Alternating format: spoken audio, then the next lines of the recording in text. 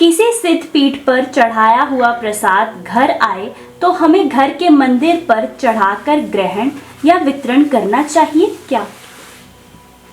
देखो, सिद्ध पीठ पर डिपेंड करता है कि कौन सी सिद्ध पीठ है। अगर तो वो बालाजी सिद्ध पीठ से आया है ना, तो वो हमें देखना पड़ेगा कि उसको ना प्रसाद को लाया जाता है, ना बांटा जाता है, ना ग्रहण किया जाता है। ऐसी बहुत सारी सिद्ध पीठें हैं जहाँ के प्रसाद के ग्रहण की मनाही है। तो एक बात तो ये, तो वो तो चलो ठीक हो गई, हमने मान लिया आपने बहुत अच्छे सिद्ध पीठ से कोई प्रसाद लिया, लेकिन फिर लाकर घर में नहीं चढ़ाना है उसको, क्योंकि फिर तो घर की जो आपकी पूजा घर है वहाँ के सिद्ध पीठ से भी उच्च हो गया। मतलब सुप्रीम कोर्ट से निकली हुई चिट्ठी को फिर अगर आप डिस्ट्रिक्ट कोर्ट में ले जाएंगे तो सुप्रीम कोर्ट का अपमान है, ऐसा समझेंगे तो आसान होगा। तो आप उसे फिर सीधे ही ग्रहण करें और सीधे ही बांटें किसी को जिसको भी देना है, लेकिन ये ज़रूर देख लें कि कहाँ से क्या लाना है, इसका ख्याल करें। और वैसे कोशिशें ये करें, हमें प्रसाद का प्रलोभन के रूप में प्रसाद का वितरण प्रारंभ हुआ, और प्रसाद में ये हुआ कि पुजारियों के सामने, प्रीस्ट के सामने, देवालयों को संचालित करने वाले लोगों के सामने एक दुविधा पैदा हो गई कि लोग ला रहे हैं तो मिठाई के डब्बे इकट्ठे हो गए, प्रसाद इकट्ठा हो गया, चुनरे इकट्ठे हो गए, नारियल इकट्ठे हो गए, बूंदी दाना ही ढेर लग गया, पेड़ों का ही ढेर लग गया, फलों का ही ढेर लग गया। तो उन्होंने क्या काम शुरू किया कि उसमें से 2 दाने निकाले और बाकी पैकेट आपको थमा दिया। लेकिन ये प्रसाद आपका भाई चढ़ा कहाँ? ये प्रसाद आपने फिर दिया कहाँ? आप अपनी 20 समस्याएं लेकर गए थे, परमात्मा के निमित्त आपने प्रसाद चढ़ाया, तो वो जैसे थाली आपने किसी के सामने रखी, एक टोला बंदे ने तोड़ा ही था, आपने फिर थाली लेके अब आगे चल दी, तो वो उसको आपने भोग लगाया कहाँ? वो भोग एक टुकड़े से नहीं लगेगा। तो मैं तो आपको ये कहता हूँ कि जहाँ जो लेकर जाएं, जरूरी नहीं है 5 किलो लेकर जाएं, 85 ग्राम लेकर के जाओ, और मूल्यवान और अर्थपूर्ण चीज़ लेकर के जाओ। आप कैसे ले जाओ ना, आधा ग्राम, कोई जरूरी नहीं है मिठाई 1500 रुपये किलो की एक डब्बा 1 किलो मिठाई का ले जाने का।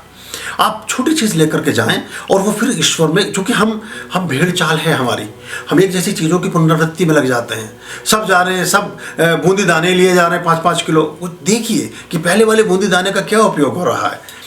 बाबा खड़क सिंह मार्ग पर दिल्ली में कनॉट प्लेस के पास में जो हनुमान, एकाक्षी हनुमान जी हैं, पांडवों के समय का सिद्ध पीठ है, अच्छा मंदिर है, मैं बहुत बार मेरा आना जाना वहाँ रहा है।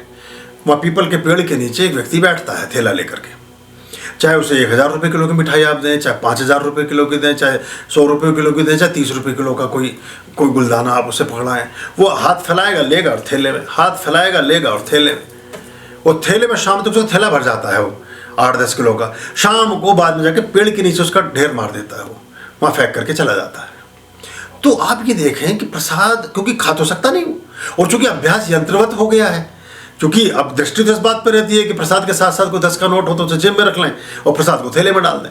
तो हमें यह समझना पड़ेगा कि प्रसाद एक्चुअली आपने, परमात्मा के दर्शन ही आपके लिए प्रसाद है। प्रसाद से ही प्रसाद बना है। प्रसाद कहते हैं भवन को, भुवन और भवन 2 चीज़ें होती हैं।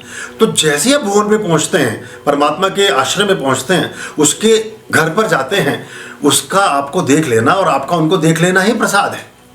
लेकिन हम, अब क्या हुआ कि बच्चों को ले जाना था, किसी को और को ले जाना था, या लोग व्रती थे, कुछ थे, थोड़ा सा ऐसा सिस्टम चालू हुआ कि थोड़े ड्राई फ्रूट्स रख लो, कुछ ऐसा अल्पाहार रख लो कि जो आदमी इतनी दूर से आया चलो थोड़ा सा खा के थोड़ा, क्योंकि लोग कहीं के घंटे बैठ के वहाँ जाप भी करते थे कि चलो 4 दाने इनको बादाम के दे दो, ये 4 दाने बादाम के खा करके और थोड़ा पानी पी करके 1-8 घंटे का इनको बल मिलेगा, तो ये यहाँ बैठ करके पाठ कर लेंगे।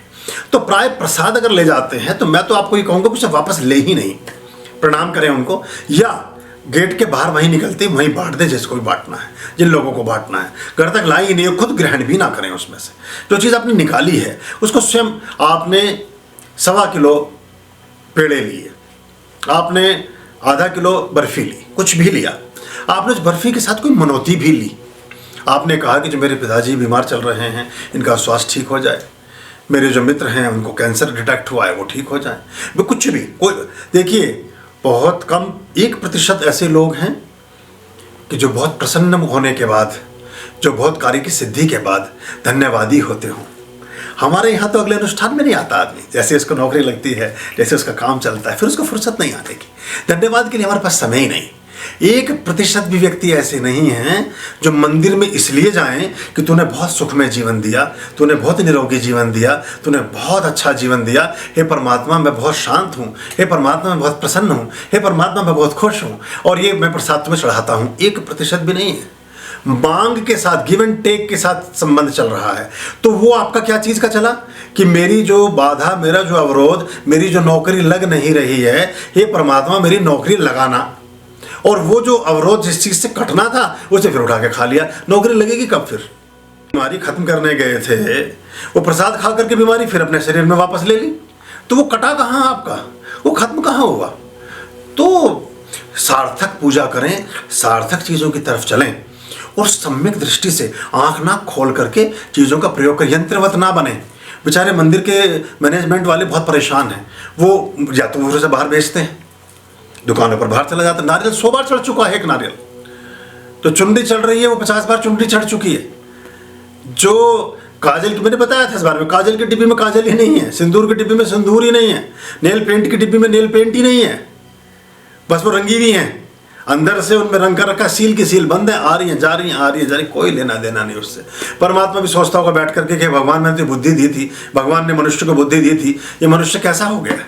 तो सार्थकता के साथ करें और प्लेकर ले जाएं, वहाँ मंदिर में कोई जोत जग रही हो, केसर की लीव्स ले जाएं।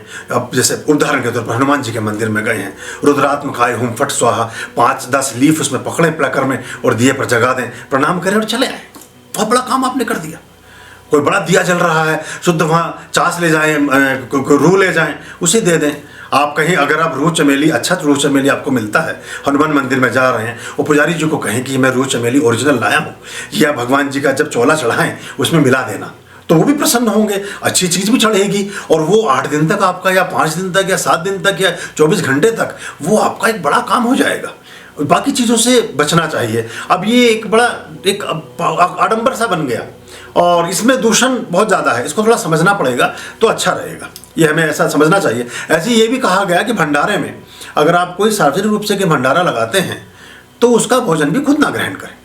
सड़क के किनारे कहीं लगाया है तो अपने टिफिन में 2 पराठे और आलू की सब्जी घर से लेकर जाएं, आप ना उसे खाएं और 1 कप चाय पी ले, प्रणाम करें। जो भंडारा वहाँ बनाया था वहीं बांटे, उसे चले आए। अब सबसे पहले तो अपनी थाली भर के बैठते हैं हम, बड़े वाले, और बूंदी दाना पहले तो अपनी थाली में सजा लिया, फिर 1 आधी किलो का डब्बा भर के स्कूटर की डिक्की में भी रख लिया, बोले ये घर जाके खाएंगे। अब भंडारा वो कहाँ हुआ, वो तो अपना आपके पेट का भंडारा हुआ। बहरहाल देखें कितना धीरे धीरे कर रहे हैं, कुछ सुधार कितना हो पाता है।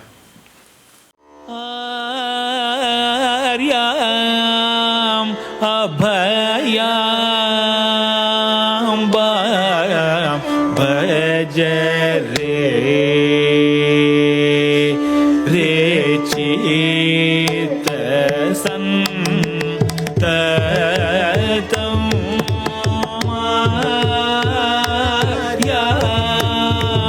अभयाम भज रे